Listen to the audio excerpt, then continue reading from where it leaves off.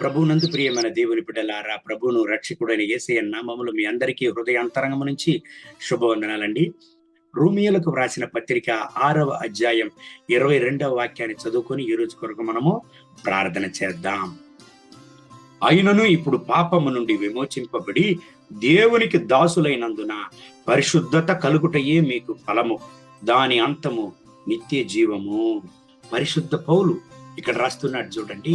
పాపము నుంచి విముక్తి పొందినటువంటి, పాపము నుంచి విడుదల పొందినటువంటి ఒక గుంపును గురించి ఆయన రాస్తున్నాడు. ఇది వరకు మీరు పాపమునకు దాసులై ఉండారు, కానీ ఇప్పుడు క్రీస్తు దాసులై మీరు ఉన్నారు అని ఆయన రాస్తున్నాడు.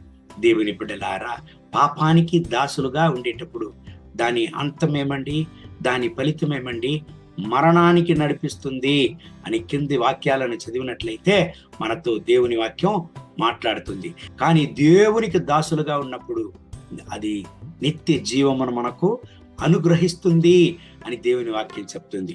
దేవుని బిడ్డలారా, లోకానుచారమైనటువంటి కార్యాలు ప్రారంభంలో మంచిగా మనకు కనపడవచ్చు, కానీ దాని యొక్క ఫలితం మరణము, అసమాధానాన్ని, నష్టాలనిచ్చి చివరికి మరణాన్ని అది తెస్తుందనే విషయాన్ని మనము మరిచిపోకూడదు.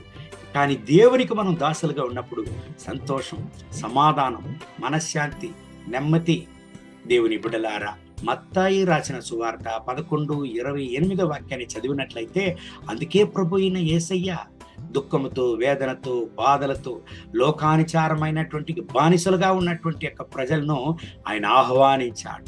ప్రయాసపడి భారము మోస్తున్న సమస్త జనులారా, మీరందరూ నా యొద్దకు రండి, నేను మీకు విశ్రాంతిని కలుగచేద్దును, నేను మీకు విశ్రాంతినిస్తానని ఆయన మాట్లాడాడు. దేవుని బిడ్డలారా, ఈ ఉదయకాల సమయంలో మీరు దేనికి బానిసలై ఉన్నారు? లోకానికి బానిసలై ఉన్నారా? లోక పాపములకు బానిసలై ఉన్నారా? ప్రపంచానుసారమైనటువంటి కార్యములకు, పాపములకు బానిసలై ఉన్నారా? దేవుని బిడ్డలారా, అనేక సార్లు మీకు అసమాధానం రావడానికి కారణమే అది. అనేక సార్లు సమస్యలే లేకుంటే కూడా మీ హృదయంలో భారంగా ఉండేలాగా, పోరాటంలో ఉండేలాగా మీకు అనిపించేదానికి కారణం అదే.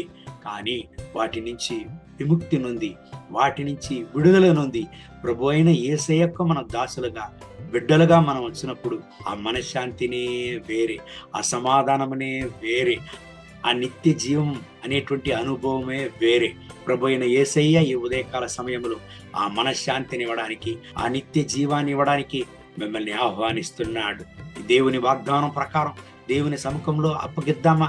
దేవా, నాకు పాప కార్యాలు వద్దు, ప్రపంచాను కార్యాలు వద్దు, నా జీవితాన్ని నాశన మార్గానికి నడిపేటువంటి మీకు ప్రియం లేనటువంటి కార్యాలు నాకు వద్దు, మీరు నాకు చాలు, నిత్య జీవం నాకు కావాలి, సమాధానం కావాలి అని ప్రార్థన చేద్దామా?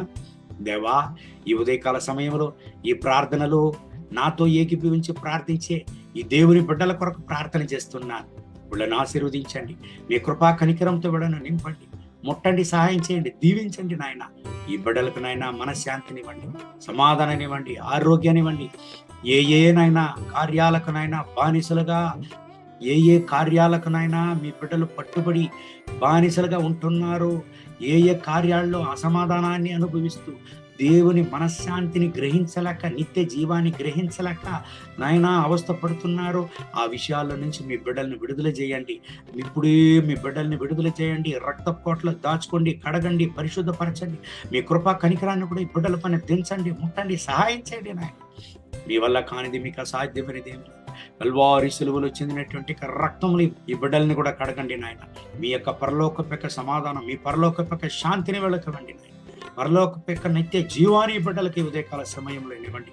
నా రక్షక, మీ బిడ్డల్ని ఆశీర్వదించి హెచ్చించండి, వీళ్ళ వ్యాధులను గుణపరచండి, కన్నీటిని తొడవండి. మీ కృపా కనికరం, మీ ప్రసన్నత అపరిమితంగా వీళ్ళ పని దిగి వచ్చును గాక. మహిమ, ఘనత, స్తుతి మీకే యేసయ్య నామములో వేడుకుంటున్నాం మా ప్రియ పరలోకపు తండ్రి. ఆమేన్. May God bless you. Have a good day.